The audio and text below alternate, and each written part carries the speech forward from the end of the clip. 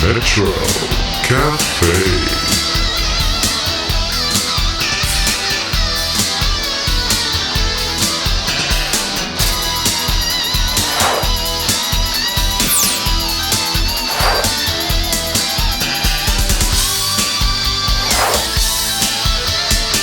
Metro Cafe.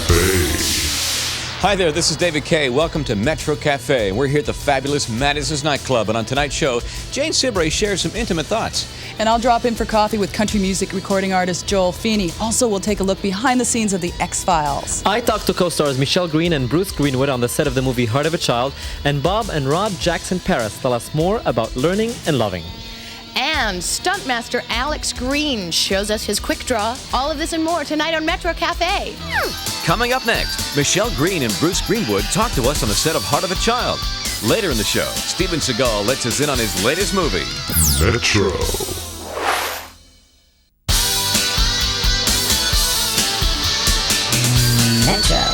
Cafe. More and more, Vancouver's becoming a mecca for Hollywood productions.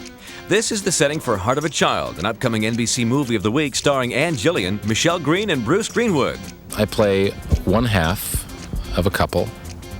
There are two couples in the movie, and the first couple tries for a long time to get pregnant, finally gets pregnant, discovers midway through the pregnancy that the child has a heart defect that's going to make it unable to survive, right? And the couple that Michelle Green and I play try for a long time to have a baby, finally get pregnant, and discover halfway through the pregnancy that our child isn't going to survive also, but because she has another defect. Her heart, however, is fine.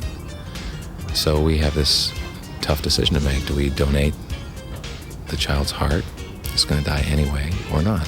The child's heart is donated to this other child who survives because of the gift. Is this a true story? Yeah, hence the title, Heart of a Child. Yeah, it's a true story. And in fact, the child who received the heart now lives in Vancouver. Actress Michelle Green, formerly of LA Law, has had the opportunity to work on a lot of movies of the week. No problem. And she told Metro Cafe, working with Bruce Greenwood is a real joy.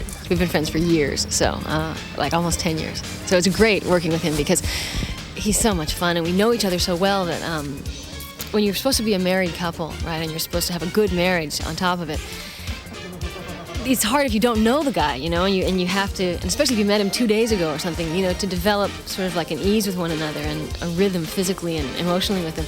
And because Bruce and I have been friends for years, you know, it's easy. We just fall right into it. Are you playing a nice kind of guy, or do you turn bad at the end of the movie? And No, I mean, I know. I usually turn bad at the end of a movie. I look like a nice guy, and then I end up, you know, ripping somebody's head off. But no, this is just more like real people, you know. He's a decent guy with decent designs on everybody around him. Bruce Greenwood had this to say about his portrayal of Nicolette Sheridan's nice boyfriend gone psychotic on Knots Landing. The character, Pierce, that I played seemed to make all kinds of left-hand, right-hand turns up and down, onward and sideways. You could never tell from one week to the next whether he was is he a nice guy? Is he a good guy? He's not a good guy. He's a good guy. He's an asshole. Okay, he's a good guy. You know, I mean, it's all, you can never tell. And one week I'd be going, honey, I love you. And I'd mean it. And the next week I'd be going, honey, you know, and my head would be spinning around, and, you know, it was great. We also asked Michelle about Abigail Perkins, the character she played on the early years of LA Law. The first 3 years were especially great. You know, the writing was just fabulous every week. You know, we were all surprised the show was such a hit so fast. So we were all reeling, you know, because we were on this hit show, and the critics loved it, and had high ratings, and, you know, we were like sort of everybody's golden babies, right? Metro Cafe. Hello. Good morning. I was recently invited out for coffee with Joel Feeney. His success has been acknowledged by both his peers and the Canadian recording industry. He is one of Canada's brightest and most refreshing country music recording artists. Yes. Yeah. Always bright when it's early. It's sort of early now, you know. Joel Feeney, with his new release, Life is But a Dream, has been breaking through the top 20 of the music charts for the past 2 years. Yeah. Welcome, Joel. Thank you. So, singer, songwriter, and musician, what's been your inspiration? Well, I've pretty much been inspired by quite a bit of different styles of music throughout the years. Pulled a lot of influences from different times in my life and different kinds of music, jazz, quite a bit of country in the early 70s. I was involved in quite a few country rock bands back then, so I've pretty much got the full gamut anyways. So you've won numerous awards, including Juno, Canadian Music Association. Yeah, it's nice to get the nominations and the awards. I mean, it's good exposure, and it allows people to kind of hear your name amongst other stars. But award shows kind of come and go pretty quickly. People tend to forget about them unless they're reminded, and I never really take them that seriously. But they're nice to be among the nominations. Yeah, but you've worked with artists like Triumph and Starship. That's a big leap from country music. Yeah, like I was saying, I never really particularly suited myself to one style of music. 5 or 6 years ago, you couldn't record a song that had pedal steel on it without it being completely locked into being a country category. Nowadays, you're finding country or pedal steel on all sorts of different artists' material. Dire Straits, Billy Joel, Sting. It's like it's opened it up for invention, and different styles of instrumentation on music has opened up the whole gamut.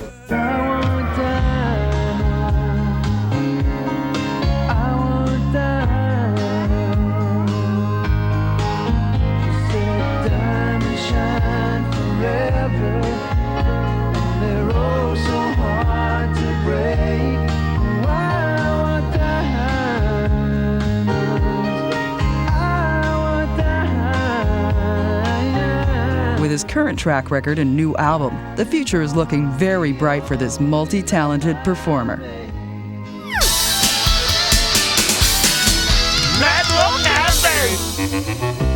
We continue our monthly series on animation with Delaney and Friends.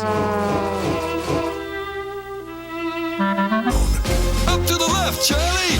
Oh no, a power line! Every day, pick three. Hi, it's David Kaye. We're finding out about animation today. Vancouver is a hotbed for animation, and we're here at Delaney and Friends. We're going to be talking to Chris Delaney, the owner and chief cook and bottle washer of this outfit. I've been described that way before, yes. This city's becoming a hotbed for animation. Why do you think that is? Well, there's probably a lot of reasons. We've been here for 8 or 9 years now, so I've seen it grow into this hotbed that you're referring to, and I think a lot of it has to do with just the general interest in animation worldwide. People want it as a product. Consumers like it. And the big studios and the powers that be out there understand that now, and so they're producing a lot more animation. They also understand that animation isn't just Saturday morning cartoons. It's much more than that. You can create so many different styles and so many different looks with animation than you can, say, with live action, that I think it's got a lot more diversity.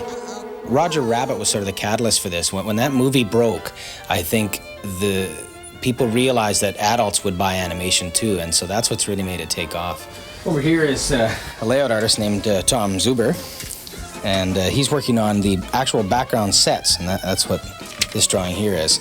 And you can see this is actually sort of a swampy lava pit. And what's this cartoon called that you're working on here? It's called Nihilus the Sandman in Monsters in the Closet. Are we supposed to see this now? Is this something we can let out of the bag? Well, yeah, it's going to air in the fall, actually, around Halloween time. These are scenes from the very first Nihilus the Sandman, the first day. A most unhappy little girl. Hey, do you mind?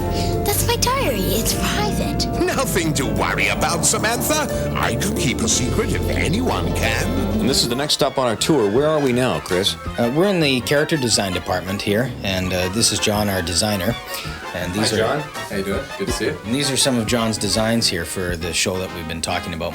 Is this the funnest job in the world? Yes, it is the funnest job in the world. See, I knew it.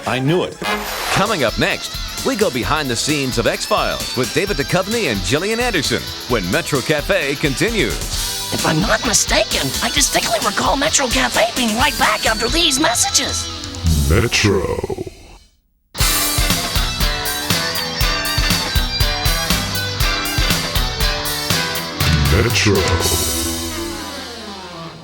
If you've never caught an episode of The X-Files, you don't know what you're missing. Just an old coal cellar.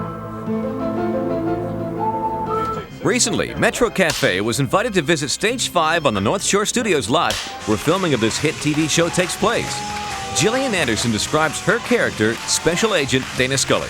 She's dedicated to her work. She's passionate about her work. She's single-minded. She believes in justice. She wants to solve the crime. In the show, the X-Files represent FBI documents about unexplained and bizarre happenings. Although writers come up with ideas every week, some scripts are loosely based on factual incidents. After only 15 episodes, the show has developed a cult following among fans. Both David and I have been getting a lot of response from fans encouraging us to continue going the way that we're going with the roles, asking questions about our relationship, about, on and off screen, asking how the relationship's going to develop. Actor David Duchovny plays Special Agent Mulder, and as he explains, X-Files appeals to fans of all ages. There's a lot of young kids who are really into the show. I think they like the scary aspect of it, and there's a lot of adults who are into it because it's probably more intelligent than most of the things they're used to watching on television. Due to the success of X-Files, the Fox network has announced the intention to pick up the series for a new season. So far, 18 episodes have been shot, and production for 6 more is underway. Due to the nature of the subject matter in the next segment, parental discretion is advised. Meet these two good-looking gentlemen, Rod and Bob. If you don't recognize them, here's something that'll help you get to know them.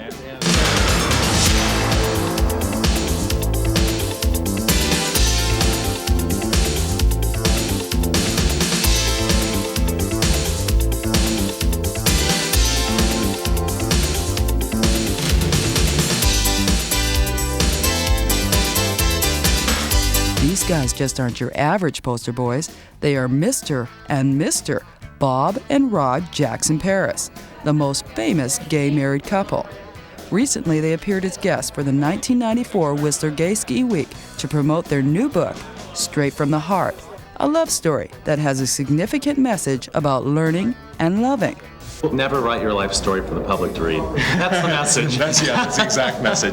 It's a very candid book. Straight from the Heart is an autobiography, and it's more than anything, I think, it's a love story, and it's a story about growing up gay and growing up different, and what it's like to, for us, what it was like to fall in love and then bring our lives together, and then sort of our life as we've gone through our careers being an openly gay public couple. A lot of non-gay people, they really think that not just our relationship, but any gay and lesbian relationship is about sex.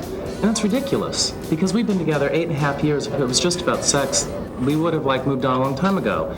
And being gay is no more about sex than being non-gay is about sex. 2 years ago, they teamed up with one of the world's most leading celebrity photographers, Herb Ritz, and launched Duo, a picture book featuring both Bob and Rod's sculptured physiques. Proceeds from Duo went to benefit AIDS research, but Straight from the Heart goes beyond vanity and art. It's their story, and it has something for everyone. Well, we had already been together for, it's 8.5 years now, and we had talked about... Well, you make it seem so long. No, I'm saying... Is there something you'd like to tell me? We had talked about, making a public commitment and having a marriage for a long time, and we thought it through very thoroughly because we wanted to do it. We didn't want it just to be sort of this lighthearted thing. We sent out 300 invitations to all of our friends and family from all over the world, and we had this wonderful day at this little cute Spanish-style little Unitarian church in Santa Monica, California, and had a big party afterwards, and it was a great day. It was a great day.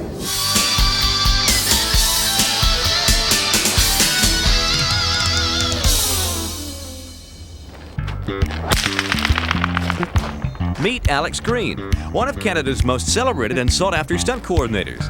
Alex's history in performing stunts goes back to the days of old Western movies.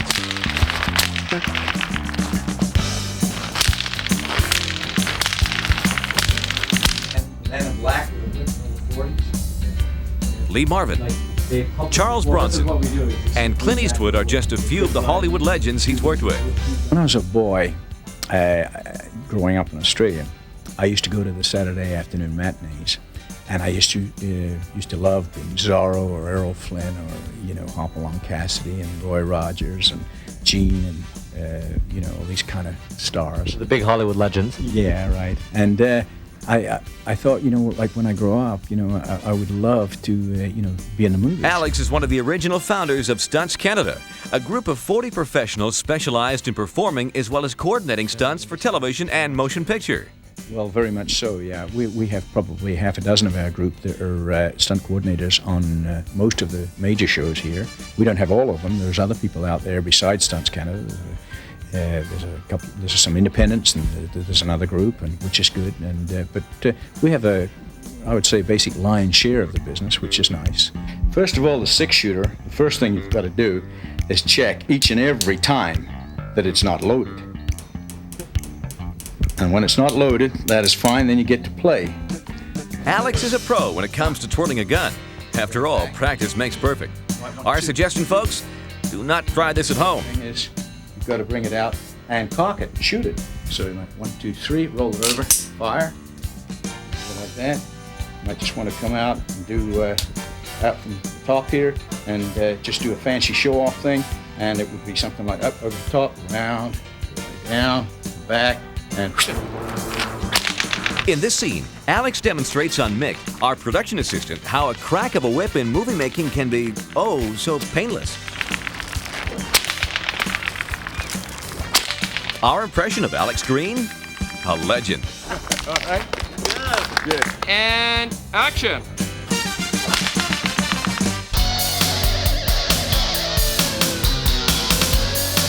Metro Cafe. Entertainment.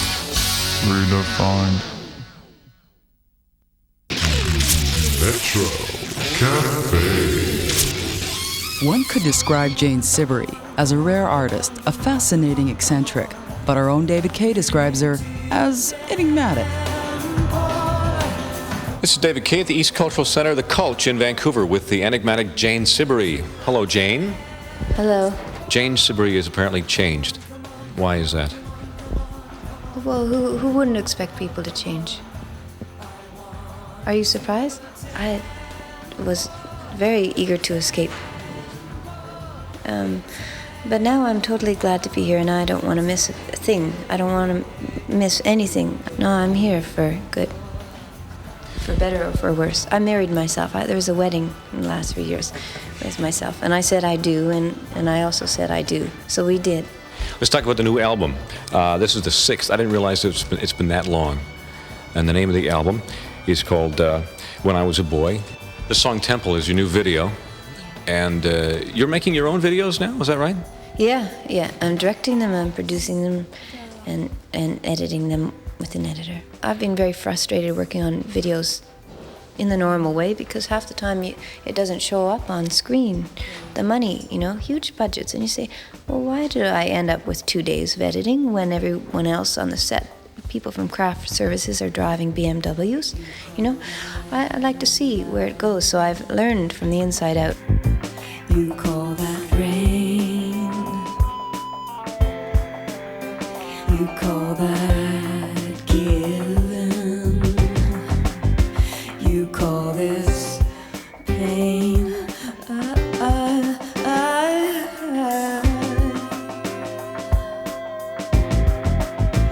You call that rough. Some people refer to you now as a sex symbol.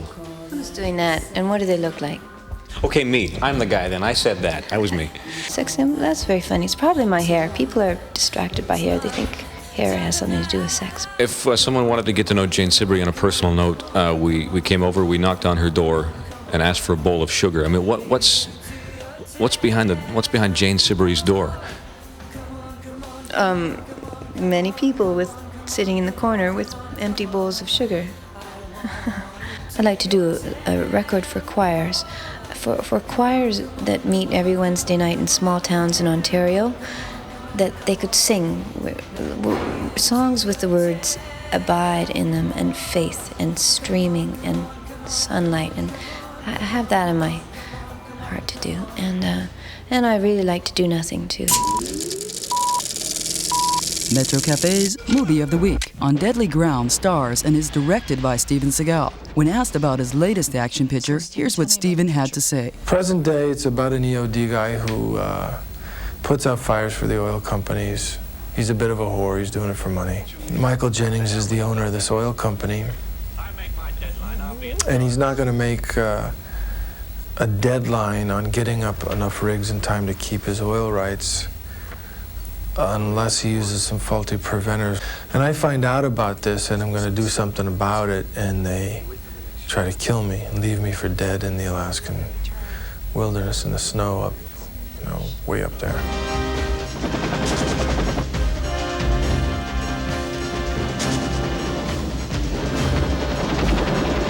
It's a different kind of action picture in that it deals with the issues that are currently in the political forefront. Steven Seagal on Deadly Ground in theaters now.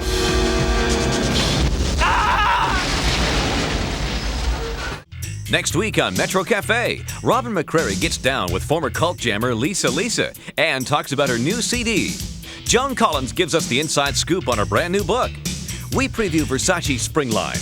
The Thrill and Lucille are still with blues artist B.B. King. And Kirk Douglas talks about his new film, Greedy. So Robin, I guess we don't know where Dave and Justine are.